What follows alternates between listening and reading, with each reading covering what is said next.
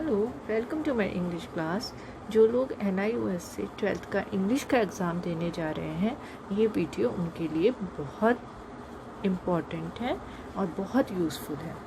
ठीक है, एग्ज़ाम देने हम जा रहे हैं तो हमें कई बार आइडिया ही नहीं होता कि किस किस तरह के क्वेश्चंस आते हैं और किस तरह के कितने मार्क्स के आते हैं। तो चलिए हम देख लेते हैं कि हमारे एग्ज़ाम का फॉर्मेट क्या है। देखते हैं 12th NIOS की इंग्लिश एग्ज़ाम फॉर्मेट को। 12th NIOS का जो इंग्लिश एग्ज़ाम आता है वो दो सेक्शन में आता है। सेक्शन A 85 मार्क्स का एंड सेक्शन B 15 मार्क्स का। सेक्शन A पूरा ही एक सेक्शन होता है, उसमें कोई अलग डिवीज़न या पार्ट्स नहीं होते, बट आपको दिखाने के लिए मैंने यहाँ अलग अलग उन्हें दिखाया है, आपको समझाने के लिए। सो रीडिंग के लिए यहाँ 2 अनसीन पैसेजेस आते हैं, 8 मार्क्स के आते हैं ये।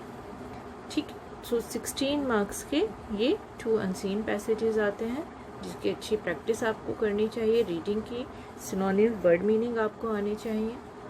दूसरा, आपका राइटिंग सेक्शन में क्या आता है, लेटर्स आते हैं, फॉर्मल एंड इनफॉर्मल लेटर्स आते हैं। 5 मार्क्स का ये अराउंड लेटर आ जाता है। पैराग्राफ आते हैं 5 मार्क्स के। नोट मेकिंग आती है 4 मार्क्स की। समरी राइटिंग आती है 5 मार्क्स की। ठीक है, इसमें कई बार वो नोट मेकिंग दे देते हैं, समरी राइटिंग नहीं देते हैं। सो ये डिपेंड करता है आपका कि आपका क्वेश्चन पेपर किसने बनाया है, किस तरह का वो बनाना चाह रहे हैं। जब हम लिटरेचर की बात करते हैं, मतलब चैप्टर्स में से 2 RTC प्रोज आते हैं। 2 RTC प्रोज का मीनिंग है कि चैप्टर्स से 2 कॉम्प्रिहेंशन पैसेजेस आते हैं। ठीक है जी, आपका टोटल 15 लेसन्स हैं, उसमें से 10 आपके चैप्टर्स हैं और 5 आपकी पोएम्स हैं। तो उसमें से 2 कॉम्प्रिहेंशन पैसेजेस आते हैं 4 मार्क्स के। ठीक है, टोटल 8 मार्क्स के आते हैं। 1 RTC पोएम आती है, मतलब पोएम से एक जो पैसेज गिवन होगा और आपको क्वेश्चंस गिवन होंगे। ठीक है, ये आपका 5 मार्क्स के आते हैं। इसमें भी, इसमें और इसमें दोनों में चॉइसेस होती हैं।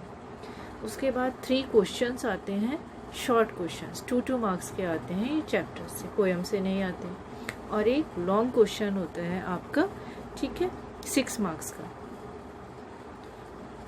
उसके बाद अगर हम ग्रामर सेक्शन की बात करें तो एक क्वेश्चन आपका होता है एरर एंड करेक्शन का। मीन्स आपको एक छोटा सा पैराग्राफ या 3-4 लाइंस गिवन होंगी और उसमें से आपको मिस्टेक्स देखनी होंगी और उनको ठीक करके लिखना होगा। ये आपका क्वेश्चन आता है, हमेशा आता है ये क्वेश्चन, 6 मार्क्स का आता है। ठीक है, तो अगर थोड़े सा भी आपको नॉलेज है, इसमें करेक्शंस जो एरर्स हो सकते हैं वो आपके प्रपोजिशन को लेकर हो सकती हैं, ग्रामेटिकल मिस्टेक हो सकती हैं, ठीक है, स्पेलिंग्स की मिस्टेक हो सकती हैं। अगर आप लोग कहेंगे तो इस पर भी किस तरह के एरर्स हो सकते हैं मैं आपको एक वीडियो बना दूँगी। उसके बाद प्रपोजिशंस आती हैं, मॉडल्स आते हैं, कनेक्टर्स आते हैं, correct form of verb fill करने के लिए आती है, जिसके लिए आपको टेंसेस आने चाहिए, एंड पैसिव वॉइस आते हैं। ये सब जो है ये आपका फिल इन द ब्लैंक्स की फॉर्म में आता है, फिल करने के लिए आता है। ठीक है, ये अलग जितने भी हैं ये 4 मार्क्स के आते हैं इनमें से।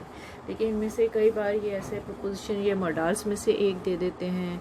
ठीक है, कई बार कनेक्टर्स जो आते हैं इसमें वो कंबाइन करने के लिए आते हैं। 2 सेंटेंसेस गिवन होंगे और उसको ज्वाइन करके एक सेंटेंस बनाना होता है। तो ये सब आपके 4 मार्क्स के आते हैं। पर जो इसमें डायरेक्ट इनडायरेक्ट आते हैं, ठीक है, वो फुल डायरेक्ट इनडायरेक्ट आते हैं और ये डायरेक्ट इनडायरेक्ट आपके 6 मार्क्स के आते हैं। तो इसकी अच्छी से प्रैक्टिस कर लीजिएगा कि आपको इसमें फुल मार्क्स मिल जाए। सेक्शन B जो आता है वो आता है 15 मार्क्स का। ठीक है जी, उसके बाद आपका जो सेक्शन B है वो ESP ऑफिस और रिसेप्शनिस्ट दोनों गिवन होते हैं, दोनों में से आपको एक करना होता है। इसके अलग अलग क्वेश्चंस आपने बुक में देखे ही होंगे, किस तरह के ईमेल राइटिंग है या कन्वर्सेशन है या मेमोज हैं, उस तरह के क्वेश्चंस अलग अलग गिवन होते हैं। टोटल 15 मार्क्स के होते हैं, 3 मार्क्स के हो सकते हैं, 4 मार्क्स के, कई बार 2 मार्क्स का एक होता है। तो इस तरह से अलग अलग ये आपका पूरा, अगर आपने अच्छे से समझ लिया तो इसके अकॉर्डिंगली आप अपनी प्रिपरेशन कर सकते हैं कि आपको कितना